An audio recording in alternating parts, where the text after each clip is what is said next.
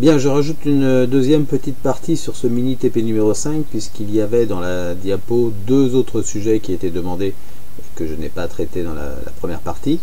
Il était demandé de vérifier qu'en appelant la fonction plusieurs fois avec des tailles différentes, le système fonctionnait parfaitement. Donc on va rajouter ça.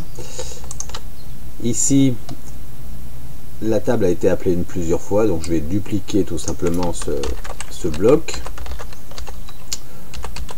pour l'appeler avec une dimension différente, par exemple 5. Et puis tant qu'on y est, je vais l'appeler une troisième fois avec une dimension de 15. Simplement pour vérifier que notre fonction est bien réutilisable. Je vais fermer ma console. F5. Et donc vous voyez un premier appel d'une table, un deuxième, les constructions des titres de colonnes et de lignes se font bien correctement, la construction du tableau HTML aussi. Et pareil pour le tableau de 15 sur 15 qui va donc jusqu'à la valeur 225. Donc ça c'était le point supplémentaire qui était demandé afin de juste de vérifier que la fonction était bien générique et que le paramètre servait à quelque chose. Et le dernier point qui est demandé, c'est de sortir cette fonction dans un fichier réutilisable. On imagine que cette fonction est très utile dans les sites web, bon, peut-être pas dans la réalité, mais pour l'exercice, sur le principe, on n'a pas envie de garder ce code ici, c'est-à-dire dans la page. Donc on va sortir cette fonction-là. Je vais donc faire un couper. Je vais faire un, alors je vais enregistrer ici, la page elle est là, multi.php, donc je vais créer un nouveau fichier ici, je vais enregistrer la fonction dedans. Alors c'est du PHP, donc on a besoin de la balise. On va, alors pour l'instant en première année, on va systématiquement fermer la balise pour que les choses soient bien claires. Je vais l'enregistrer sous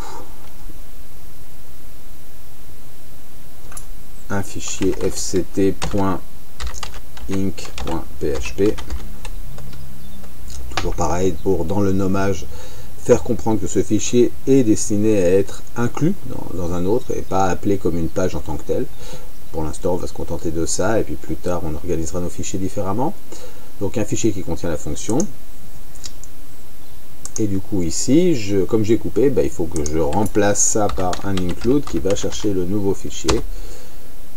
Donc même principe que ce qu'on avait fait sur le header, le footer, mais appliqué à des fonctions potentiellement réutilisables. Dans chaque page qui voudrait faire une table de multiplication, il suffirait d'inclure le fichier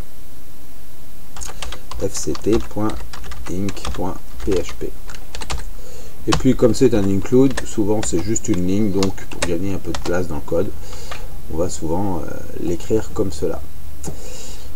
Voilà, j'enregistre, mes deux fichiers sont enregistrés, ils sont sur le serveur. Si j'actualise, ce que je vais voir, c'est que je vais rien voir en fait, c'est que ça fonctionne exactement pareil, bien que le code soit externalisé et qu'il ne soit plus dans la page se contente dans son body d'appeler une fonction qui est présente dans un fichier potentiellement réutilisable. Voilà, cela conclut donc ce mini TP numéro 5 en ayant répondu aux trois sujets. Premièrement, la construction du tableau HTML. Deuxièmement, appeler la fonction plusieurs fois en jouant sur le paramètre et donc la taille du tableau. Troisièmement, sortir la fonction dans un fichier réutilisable. Bonne continuation, à bientôt, au revoir.